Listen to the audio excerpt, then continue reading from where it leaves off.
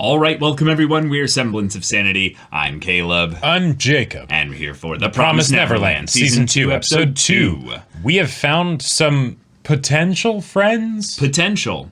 That are also, demons.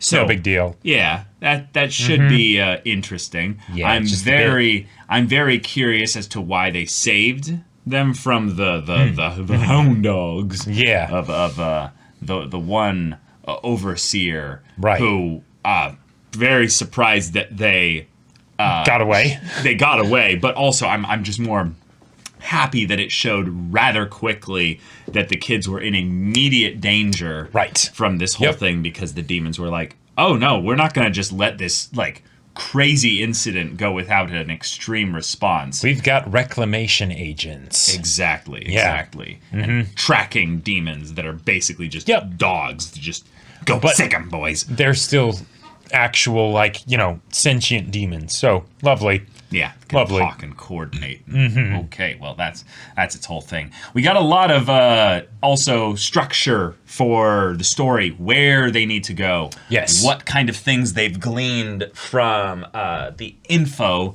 left in a lot of the books. Mm-hmm. William Minerva being mentioned again. Yep. Got a location. Basically set a bunch of the codes in place so that they have info that'll be useful to them, not just in general, but out here trying to survive, as if hey, there have been other times that we need to try and rescue kids and stuff from the farms and stuff, but this is a system here, so follow it and do your best to survive, because shit's wild out here. But right now, Emma and Ray are separated from the rest of the kids. Mm-hmm. Now, they might be okay. They might, just not be in the room at the moment. Yeah.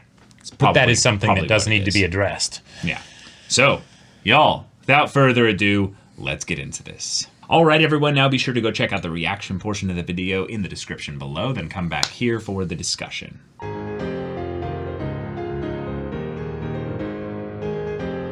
All right. Okay. This is the world we're in. Yep. We have a continent, probably, waterlocked, of sorts. Sure. Where you have the demons, and then another world where you have the humans. Yep. There is a very clear set of things that we can now add to our list of okay, these guys have no reason to lie. And while they are religious, so there could be some things that they speak in symbolism or, non-literal ways. Right. This is probably something that we can take as fact. It is the year 2046. This is Earth. Right. The two separate worlds are probably not crossable by any easy way. No one, as far as they know, it's impossible, which is crazy because if you think about it, if it was established 1,000 years ago, I can't imagine a brick wall would be very tough to get around. So it's something else. Something else. And I want to go into the idea that it is not something physical that's keeping them locked away. It has to be something that is a bit more metaphysical. Yeah. Although the one way where I could see it not being that is since we don't know what the technology necessarily of the demon society is, since we haven't seen demon cities or things like that, it is possible that they brought over technology that facilitated the division. Yes. And then that was that. And also I would say it is more likely that because the demons are here on Earth, that when war happened, we were reset back to the Stone Age. Right, which wouldn't even have been that far, considering that the truce happened 1,000 years ago. Yes, I got you. But one of the things that when I say that is more that if you have a couple of assumptions being made here, I don't really care about the time. The 1,000 years thing, that's an arbitrary fantasy number. It could be 988 or what have you. The point is that a long ass time ago, that we will not get the exact number of, because no one probably counts that specifically. Yep.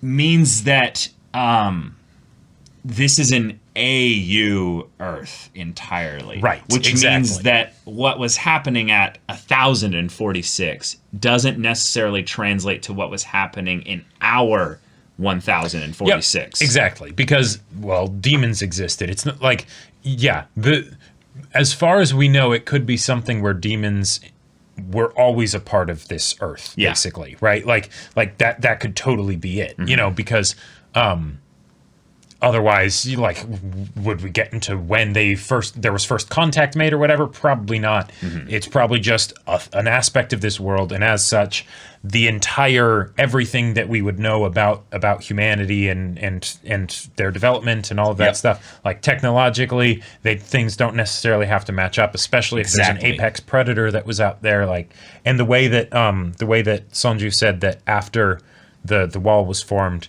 nothing's really changed since then. Like, I'm sure that was more talking about, like, nothing's changed and that the wall's still there. This agreement has held. Yeah, and the wall is, again, not something he ever said, but right. a non-literal divide. Yeah, right. When I say wall, I mean whatever separates the two things, you know. Exactly. Yeah. But we are in a world where there is technology that the show is trying to make sure that we take a hold of. We have holograms coming from pens. That's true. So that's something that needs to be kept in mind here. However, Sonju and I get her name here is Mijaku, I believe. Mujika, thank you. Yeah. They do not have any technology. Now, yeah. Again, they are heretics, so they cannot be used as a litmus test for the technology of the demons, or whatever their actual people are called. Yep. That leads us still to a place where we're kind of in the dark with the kids.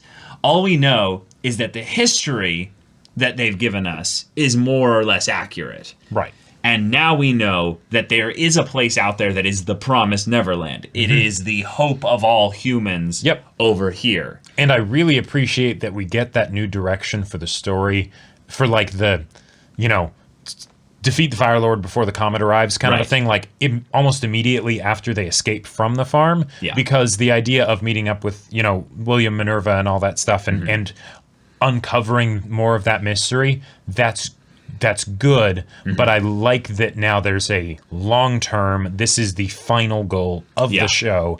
It's not going to probably unpack any further than that, you know, like this is the final farm that they need to escape of just this half of the world. Yeah, the main thing that they have to go on here is the hope that this story, with regards to the fact that there's the idea that there's another world, is accurate. Because if no one's been over there in 1,000 years, it's not that no one's been over there, it's that no one has come back to verify whether that story is accurate. Right. So, with there being another world out there, they cannot verify that as being accurate. Yep, they just have to assume that... Or even secondhand necessarily, because as he says, there's been no one that's crossed. Right. Which means that we do have to take that with a grain of salt. And that's a fun story element, is that they are all operating on the belief that Earth does exist. We all. I was literally about to bring that up. Yeah, yeah. And then they get to Earth that was, or no, that's Firefly. But you know, yeah. But they get to Earth, and then all of a sudden, it's you know, sand and dust and you know, wasteland, right? Yeah, because the one immediate kind of crackpot theory that comes to mind when I hear that the world was split, and yet we have certain types of technology, but it's been 1,000 years. There's a couple things that don't add up to where I would assume actually that the humans actually went to another world, in that they went they went spacefaring. They left Earth. Sure. And it's the thing of where, oh yeah, we have Earth. Yeah. But no, humans left like the solar system. I am very curious what we're going to get into as far as the technological advancements of demon society, because one of the things that I could see being a big limiter for human technological advancements would be if they were involved, if demons were around, right? Because then it's the, you don't, you know, we're constantly focused on protecting ourselves against the demons rather than progressing and making things life better just in general for humans. Right. But for the demons, who knows? Maybe because of their physical capabilities, the idea of technological advancements isn't as needed because they're naturally the apex predators by themselves, whereas humans had to develop things in order to be able to beat the lions and tigers and all that, right? Right, exactly. But if there ends up being a split, after that point, the technological advancement could have vastly changed because, things might have stayed stagnant over here, but that doesn't necessarily have to be the case over there. Yep. Like they could. There's all kinds of things that could go into with that, Yep. and that's really exciting and terrifying to think about. Right. Yeah. It's extra mystery because it's one of the things that was so wonderful about the first season is that it's the what's out there, right? We know it's bad in here, but surely it's going to be better over there. Or Grass is hope. greener. We hope, right? Yeah. And it's that hope that keeps us moving forward, right? As cheesy as that could be made to sound, right? That's what they've got. Right. And now they still don't know. Yeah. They still don't know, but they believe that it'll be better. Yeah, and we had a fun picture of that with Emma here. Emma emboldens everyone, gives a rousing speech. Ray, very, very much in a cool way, comes alongside her and echoes her sentiment and gets everyone excited here. But then Gilda brings up the idea of, hey, you need to tell us when you're not doing well, though. Right. You need to be fully open with us, because when you're excited about something, that's one thing. I can tell that even if that's not truly your excitement, you might be doing it for the sake of the group. It's very important, though, on the other end of the spectrum, when you're not doing well, you don't shut down for the sake of the group. Exactly. And then when she goes and actually kills someone, well, something, right, but the bird, in the same way that Connie was killed in a lot of ways, with the blood being sapped out. That's just brings up all the trauma with regards to that. Remember, Emma's like 12, so yeah. But comes back, I'm fine. So it's perfect. We now have the perfect character interpersonal conflict drama in that Emma is too much still trying to save everyone, and thus will not let anyone be able to save her when she's in a bad way. When they ask you how you're doing and you say you're fine, but you're not fine, but you can't say it because they wouldn't understand. Yep. But yeah, oh boy. All in all, this was an episode with I would say relatively weak pacing. This was an exposition montage episode. Right. It's a primer for the rest of the show. Yeah. I will just say, I've heard things about just the general controversy of the second season, and that there are just things that aren't matching up to the manga in terms of the adaptation stuff. We haven't been told any details or anything like that. Just that it exists. Right. But this feels like something where they could be sacrificing a little bit of the interpersonal interactions for the sake of getting our kids up to speed so that they can survive rather quickly. Okay. And that pacing-wise basically says, okay, let's accelerate, let's montage, let's go through all this stuff here, for the sake of basically being like, well, we don't need to talk about how they were struggling with cooking or something like that. Right, or learning how to fire bow and arrow. I understand that, for sure. I really like, though, the decision of how it focused everything on Emma as a character, though. Yeah, because in this setup, the fact that all the other kids are here with them is wonderful from a narrative perspective because it makes things difficult. It makes things difficult technically because they have to, if it was just Emma and Ray, they would be just fine. They'd be able to do pretty well, and escape probably a lot better. But they've got all these kids that they've got to take with them. Yep. Now, that also makes things a lot more exciting because it means that the stakes are a lot higher. It's not just a thing of, will our main characters survive? Because I get the feeling Ray and Emma probably aren't going to die. And if they do, it's going to be like a super big deal and almost definitely not Emma. But for these other kids... They killed off Norman, but we know he's not actually dead. There's no way. He's not actually dead. But for the other kids, who knows, right? So them learning to shoot arrows and things like that and forage and everything, right? Yeah. Contributing to the communal little society that they're building that is Right. then going to try and escape, right? Right, and also help the other kids escape. This was another thing in their goal that I really liked here, was that we now have a reason as to why they're not going to immediately go and find the border and see what's keeping them from just crossing to the human world. Mm-hmm. They're not going to do that. They're going to go and probably, I would say, treat this very much like anyone would in a Minecraft game. First things first, Get the resource. Shelter. Sure. First, shelter. Yeah. Always go for shelter first. Then get vital resources, bring them back to shelter. Keep shelter safe again, even more, to make sure that there is no Right. issues with regards to that. And then make sorties from shelter Yep. in ways that keep shelter safe and build opportunities for expanding shelter Right. in that location, or build new shelter in other location. Exactly. And as far as we know, with the way Sanju and Mujika have been doing this, being in the same shelter is not actually a good strategy.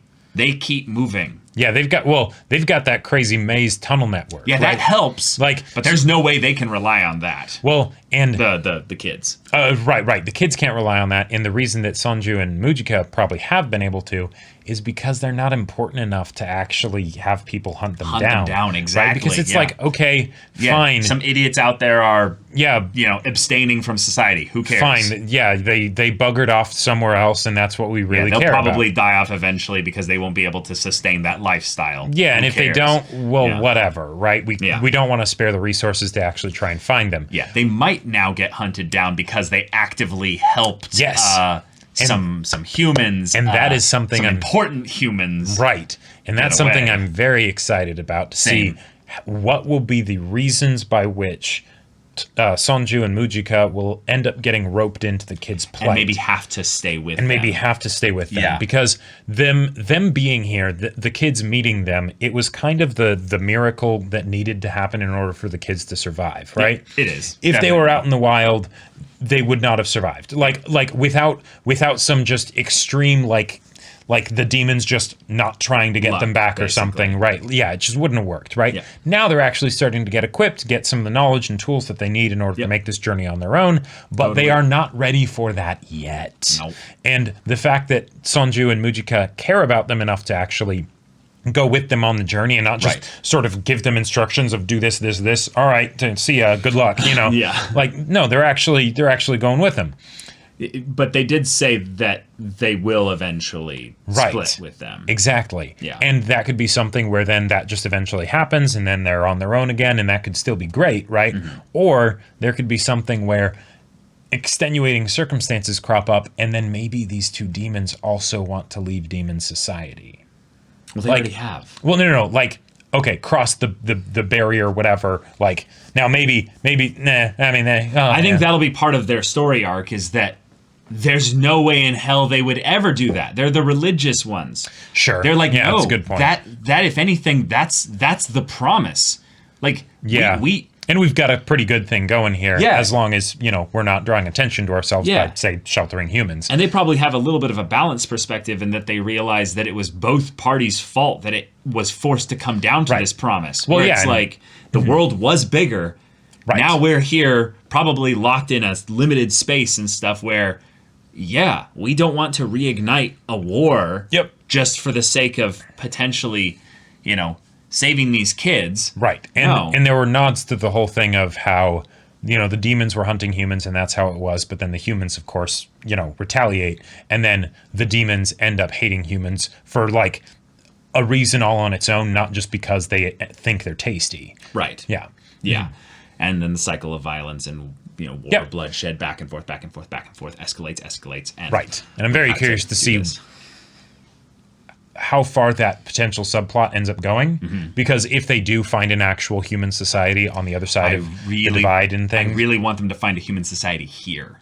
Ooh, yeah. Because that's William Minerva. That's what William Minerva has to be. Right. William Minerva, and this is something that I really, really want to have happen. I really want William Minerva to be the rare human that's figured out how to Some be kind of colony camouflaged, or basically. Yeah. Yeah.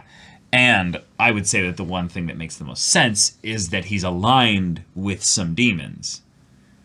is that it's a thing of where he's like, oh, you think everyone that is in demon society is either just full on with it or a heretic? You don't think there's people that are in the middle? Yeah, there could be heretics in hiding that are just like, I'm just going to abstain, but, not let anyone know that, and I'll help humans or whatever on the side. Like this is one thing that when they brought up the ideas of there being like tons of farms out there and stuff, and then they brought it up here again that there's plenty of farms. Right.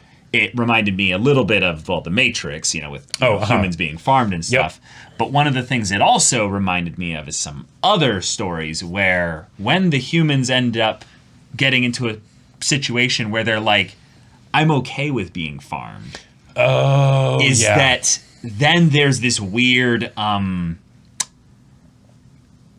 of tenuous, like, this is okay, this is fine thing, where the humans then go and kind of take on the roles of the oppressors with their captors, the ones that are farming them. And then it becomes this thing of like, look, we've achieved the ultimate, utopia. Humans and demons living together. But it still leads to the horrible nasty happening as well. Right. Because if you think about it, if the demons have a limited supply of humans, right? That's just kind of a situation that they have right now. That's why they farm them. That's why they farm them.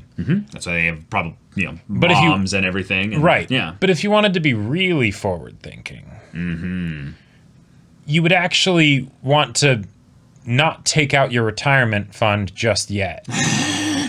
And leave humans to keep multiplying for 50 years or so. I don't know. That would probably wreck the economy in certain ways because if they're this valuable, right, you don't want to stop the flow completely for a while. Oh, definitely not. But if you did, then let the population double, right?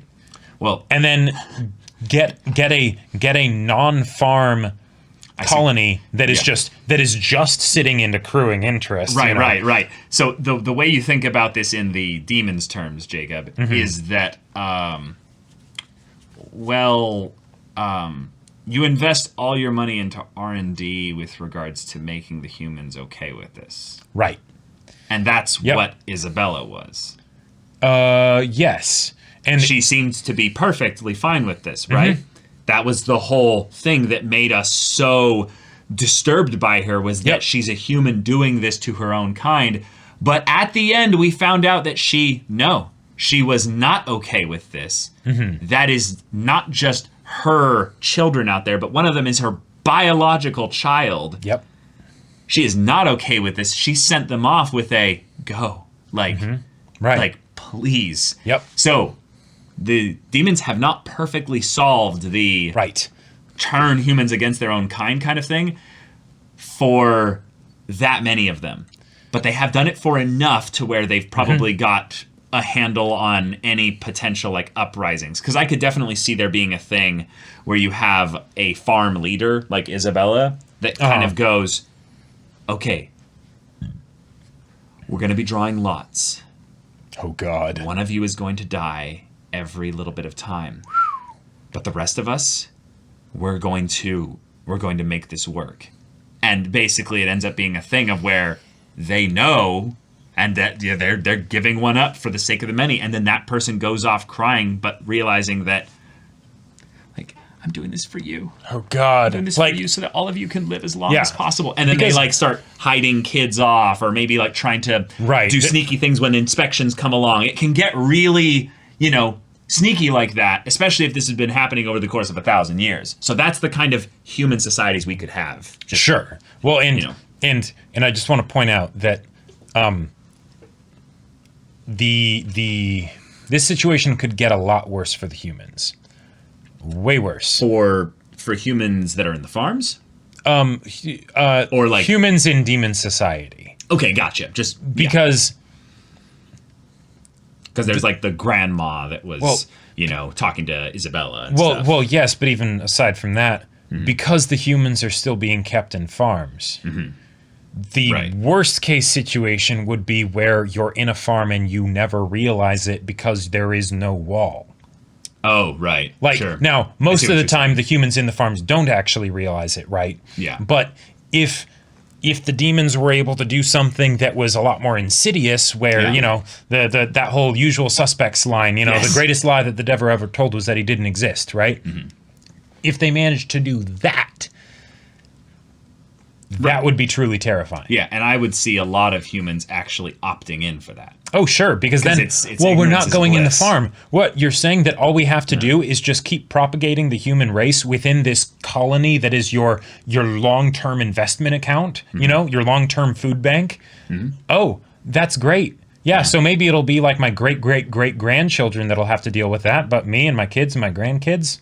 Yeah. Sure. Yeah. Yeah. A lot better than being on a farm. Yeah. I'll just say there's an inherent rule with regards to cannibalism. It's not sustainable.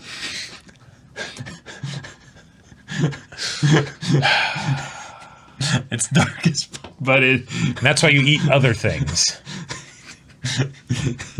It's yeah. So yeah. All right. Pretty slow, simple episode here, but got some really cool stuff with Emma. And now we know a lot more about the world in general. And the hound found the freaking coordinates. Oh yeah. Ray, I know this was a quick thing in the moment. You just did something because you had to do it, right? Yeah, he could not have thought that he was going to survive. Right. But you could have been like, meet at Minerva, like, you know, I think, some kind of code. Dropping the name Minerva might be a thing where the demons have more interest or knowledge. Meet at like something that isn't coordinates. I know. But totally makes sense that he would make that mistake because it's in the moment and everything like that. But now, oh boy, this is going to get complicated. Oh, I got a bloody nose. All right. Well, guys, thank you so much for watching this episode's reaction and discussion. If you want to see the next episode's reaction and discussion right now, though, go check out the link in the description below for our Patreon. Any level support there gets you access to our Discord, where you can chat with us and the community there about this show, about anime in general, and also be sure to check out our Twitch channel. We stream every weekday. Info's in the description. Yeah, so if any of that interests you, we'll see you there. But until then, we're Semblance of Sanity. I'm Caleb. I'm Jacob. And we'll see you all next time.